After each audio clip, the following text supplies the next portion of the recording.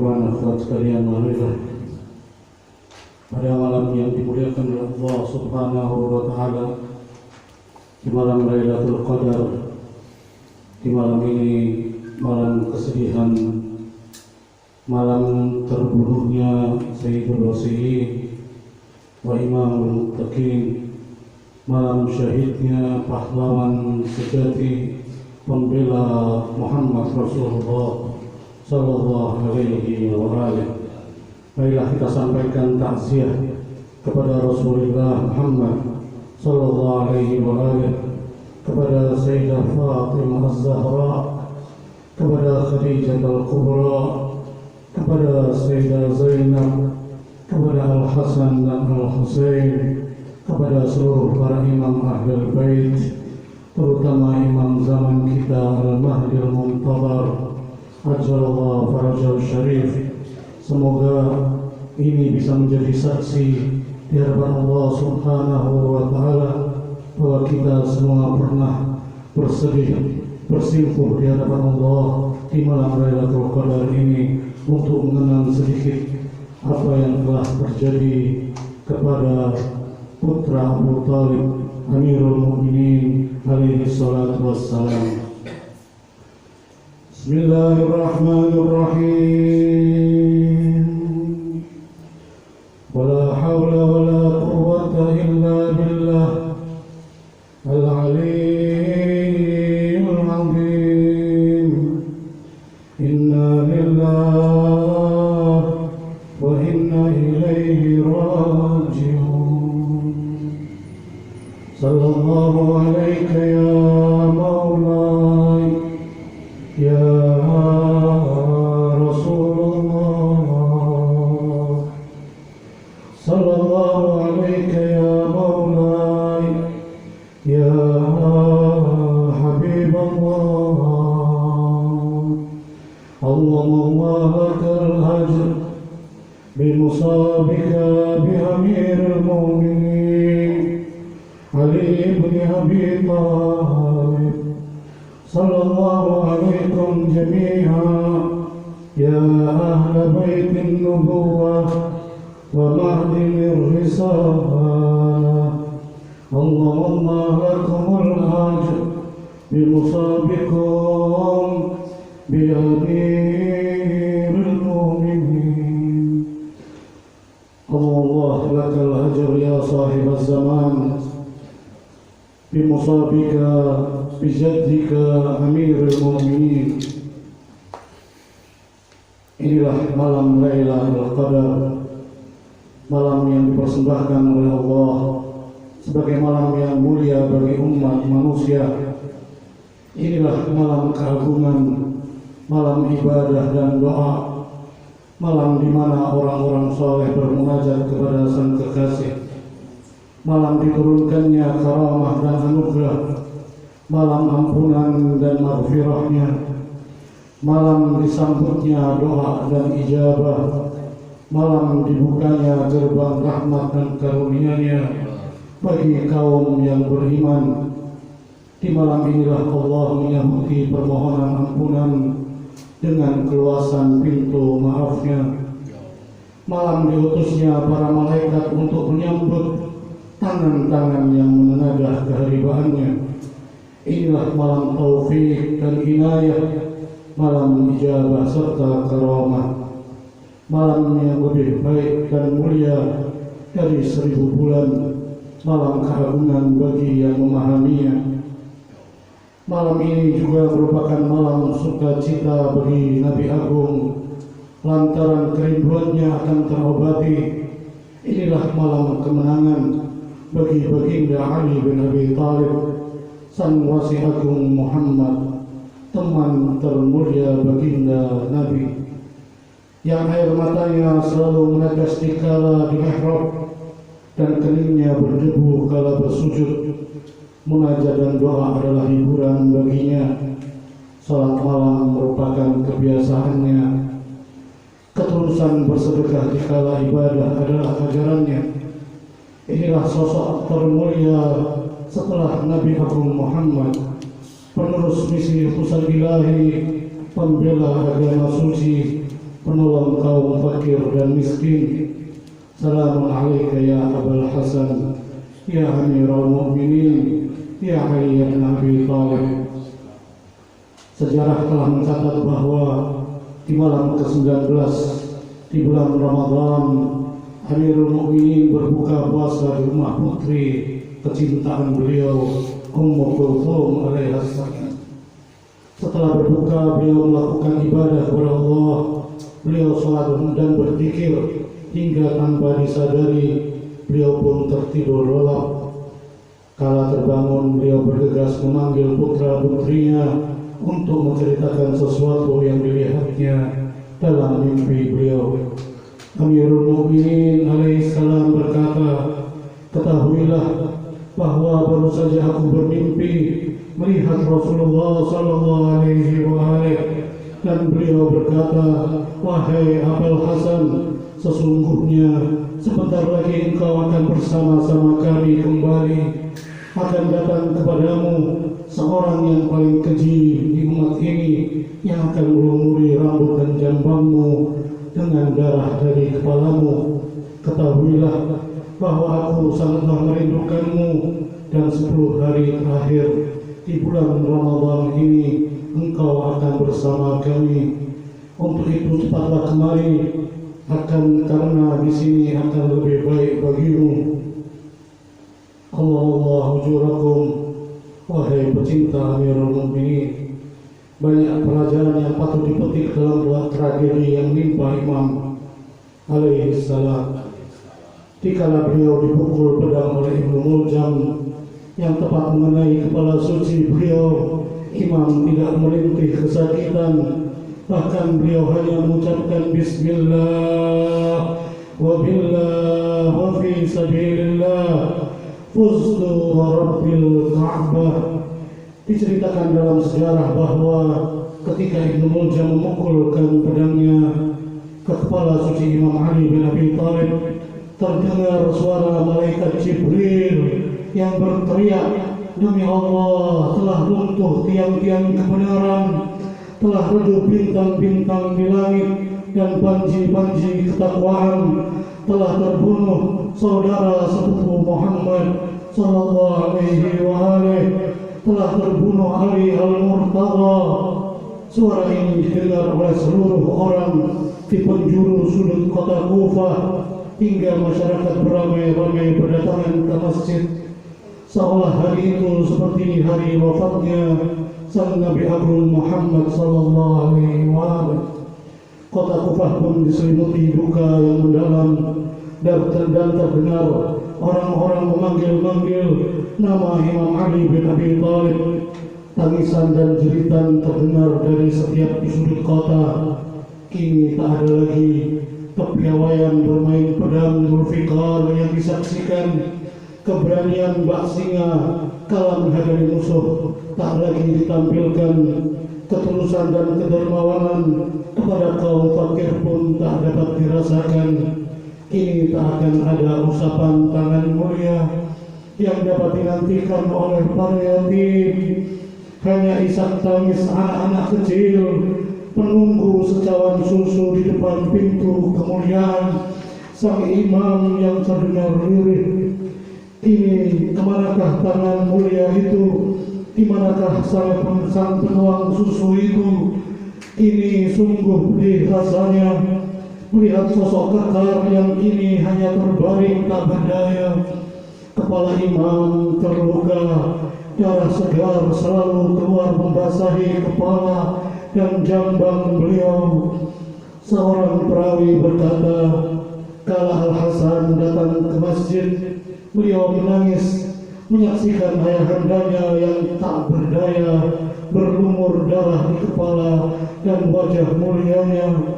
Al-Hasan meletakkan kepala di pangkuannya. Tak disadari air mata Al-Hasan menetes ke wajah ayahnya, sehingga sang ayah membuka mata dan sempat menasihati putra sulungnya tersebut. Janganlah engkau menangis wahai putraku Hasan. Sesungguhnya aku sedang dikelilingi oleh orang-orang yang mengucapkan salam padaku. Di sini ada Rasulullah, ada pula Fatimah Zahra ibu, dan yang lain-lainnya. Dikisahkan kala Imam dibawa menuju ke rumahnya, Imam sempat berhenti sejenak dan meminta agar putranya tidak lagi memapahnya. Beliau berusaha untuk berjalan sendiri. Hal ini dilakukan lantaran Imam tidak mau membuat sedih putri kecintaannya Zainab Al-Kubra jika mengetahui kondisi yang sebenarnya. Allah lakil ajar ya Zainab bihabikil Amirul Mu'minin. Sesampainya di rumah, Imam meminta untuk dibaringkan di mihrabnya. Ini pintu kota sang Nabi hanya mampu berbaring. Di persamaannya, rumah nan kecil dipenuhi orang-orang yang ingin meratapi penderitaan Imam mereka. Sungguh keji yang telah diperbuat musuh Allah bernama Ibnu Muljam Al-Muradi laknatullah alaih. Sungguh Allah dan Rasulnya lah yang akan menghakiminya kelak. Dalam riwayat ada sebuah pesan menyedihkan bagi mereka yang mendengarnya dari Imam Ali bin Abi Thalib, yaitu dikala Imam Hussein menangis pilu, terlihat kedua kelopak matanya sebab Imam menatap wajah mulia putranya Al-Husain itu. Beliau berkata, "Wahai putraku Husain, janganlah menangis, bersabarlah, karena derita ini belumlah seberapa dan peristiwa ini akan segera berlalu." Dalam kondisi yang sangat berat, Imam masih sempat menghibur Al-Husain putranya. Inilah kebesaran jiwa sang panutan, walau dalam penderitaan masih berusaha untuk menyenangkan para kekasihnya. Inilah ajaran sang Nabi Agung Muhammad sallallahu alaihi wasallam. Para pecinta Amirul Mukminin, apa yang terjadi kala itu tentang putri-putri Imam Ali bin Abi Thalib, Sayyidah Zainab, Ummu Kulthum dan yang lainnya berdatangan. Mereka memeluk ayah mereka seraya menangis. Marilah kita simak bersama apa yang dilakukan Imam kepada putrinya Zainab Al-Kubra kali ini. Kala Imam Hasan menangis, Imam sempat menasihatinya untuk bersabar. Dikala Imam Hussein menangis, Imam juga berusaha untuk menghiburnya dan memintanya agar bersabar. Namun kala menyaksikan putri kecintaannya Zainab yang sepeninggal ibundanya Az-Zahra alaihissalam, Sayyidah Zainab selalu mengkhawatirkan kondisi ayahnya. Kali ini Imam Ali alaihissalam tak kuasa menahan cucuran air mata putrinya, hingga beliau pun turut menangis terseduh. Sungguh tidak terbayangkan jika saja Imam turut menyaksikan bagaimana Sayyidah Zainab yang bukan saja berlinang air mata dikala harus melihat saudaranya Al-Husain disembelih di padang Karbala. Bagaimana jika Imam Ali melihat jeritan Sayyidah Zainab dan putri-putrinya dikala kemah mereka dibakar, kala anting dicabut dari telinga, dikala Sukainah berlarian mencari-cari perlindungan, dikala Sayyidah Zainab memeluk erat adiknya dan para kemenakannya, dikala ia histeris dan memukul-mukul wajahnya sebelum akhirnya dirantai dan ditawan. Sungguh tak terbayangkan apa yang akan diperbuat Imam Ali jika beliau menyaksikan semua itu. Diceritakan dikala seorang putri Imam menangisi kondisi ayahnya, Imam membuka kedua matanya seraya berkata, "Seandainya engkau menyaksikan apa yang aku saksikan saat ini, maka engkau tidak akan menangis." Sang perawi bertanya, "Apa yang sedang engkau saksikan wahai Amirul Mukminin?" Beliau menjawab, saat ini aku melihat para malaikat dan para nabi serta rasul yang sedang berbaris dan mengucapkan salam kepadaku. Aku menyaksikan Rasulullah duduk di sisiku dan berkata, wahai Ali, cepatlah kemari. Perawi menceritakan terdengar suara tangisan dan jeritan dari mereka yang mendengar ucapan imam tersebut. Singkat cerita, setelah kejadian pemukulan yang dilakukan oleh Ibnu Muljam ke kepala Amirul Mukminin alaihi salam, Muhammad bin Hanafiyah meriwayatkan, di malam ke-21 bulan Ramadan kami bermalam di rumah Amirul Mukminin. Kami hidangkan makanan dan minuman di hadapan Amirul Mukminin, namun beliau menolak memakan dan meminum apapun yang kami hidangkan.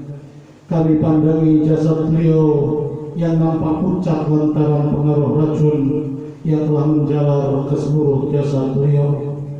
Kami pandangi kaki beliau tampak telah memerah. Terlihat beliau menggerak-gerakkan kedua kakinya lantaran menahan sakit pengaruh hebatnya pukulan.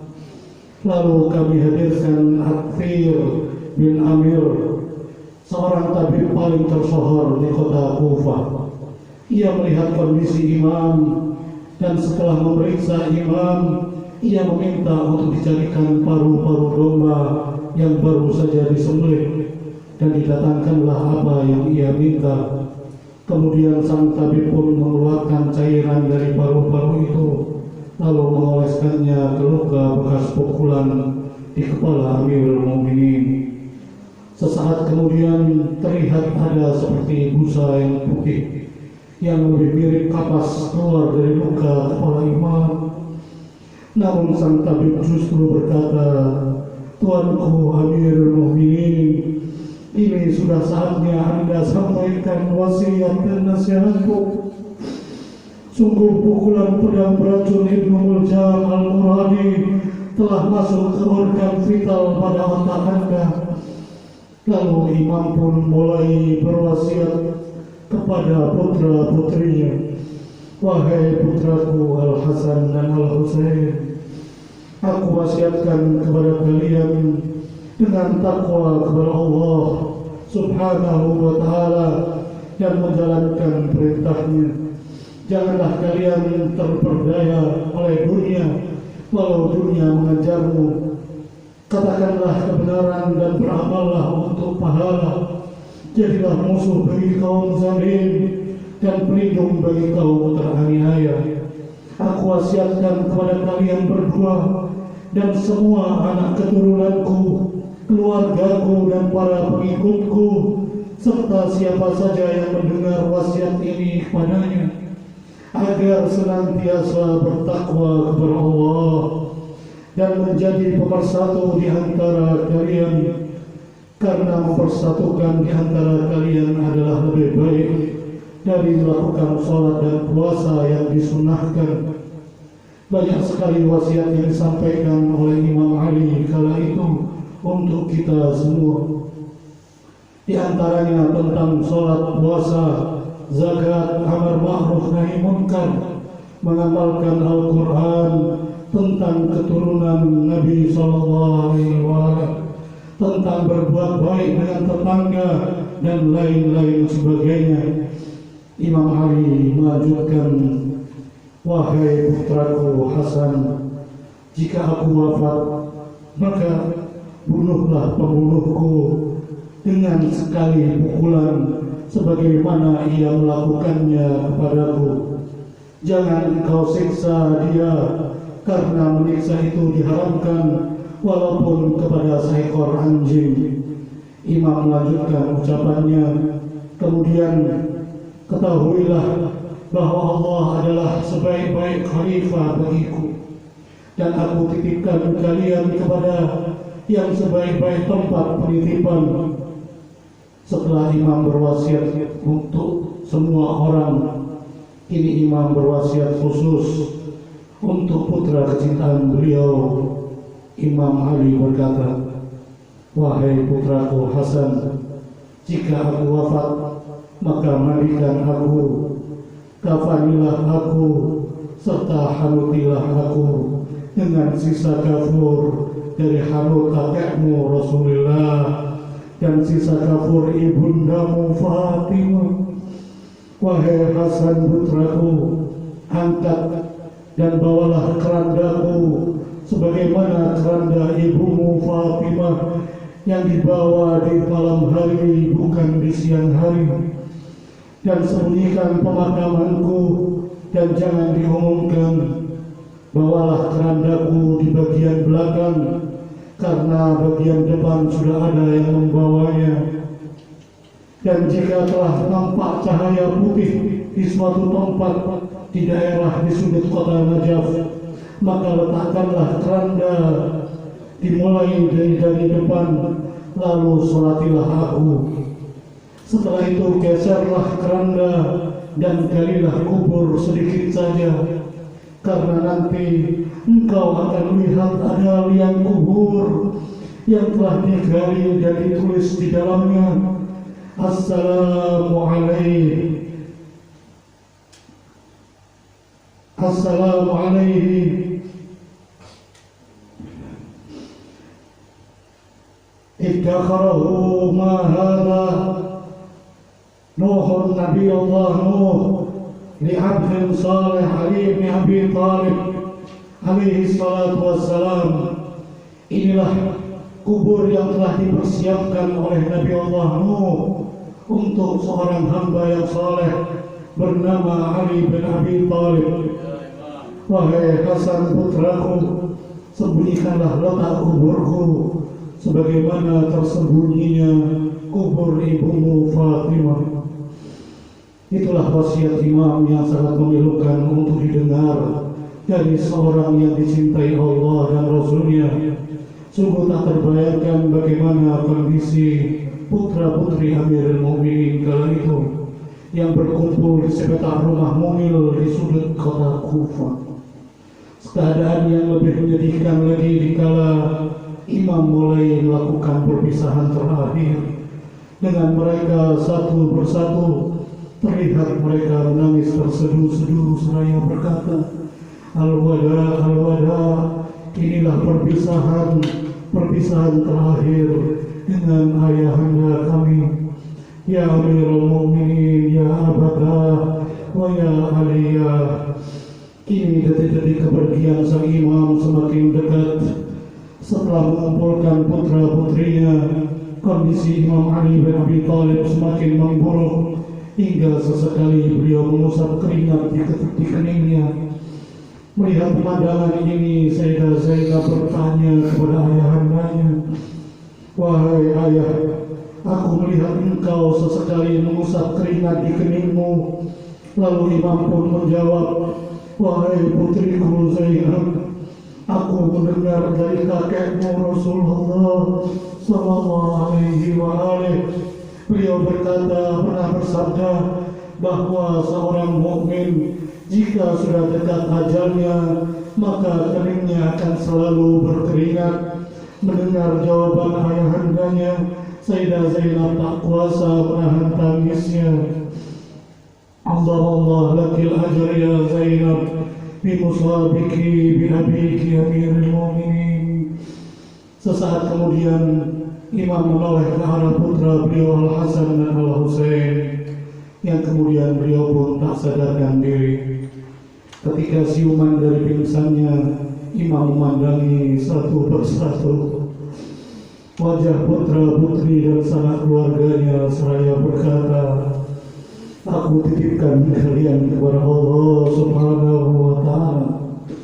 Inilah pesan terakhir dari lisan suci Amirul Mukminin yang masih selalu bergerak bertasbih kepada Allah, hingga akhirnya beliau mulai bergerak untuk menghadap ke arah kiblat. Beliau julurkan kedua kaki lalu memejamkan kedua mata mulia beliau seraya berucap, Asyhadu an la ilaha illallah wahdahu la syarika lah wa asyhadu anna Muhammadan abduhu wa rasuluh. إنا لله وإنا إليه راجعون إنا لله وإنا إليه راجعون وسيعلم الذين ظلموا أي منقلب ينقلبون. Semoga Allah Subhanahu wa Ta'ala membalas kesedihan kita semua di malam ini dengan sebaik-baik balasan darinya. Ya Allah, siramilah hati kami dengan ajaran Al-Mustafa.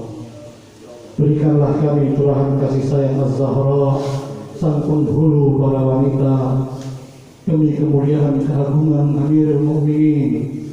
Jadikanlah kami semua sebagai pengikut setia Amirul Mukminin. Kumpulkanlah ya Allah kami bersama-sama dengan beliau di surgamu nanti. Terangilah kubur-kubur kedua orang tua kami ya Allah. Kubur kedua orang tua kami ya Allah. Kubur kedua orang tua kami ya Allah. Dan guru-guru kami ya Allah dengan cahaya Imam Al-Murtada. Jadikanlah kami ya Allah selalu di bawah panji kebesaran penghulu pemuda surga Al-Hasan dan Al-Husain kelak ya Allah. Karuniakanlah kepada kami dan anak-anak keturunan kami ya Allah, agar selalu dapat mengenal para maksumin dari keturunan Al-Husain.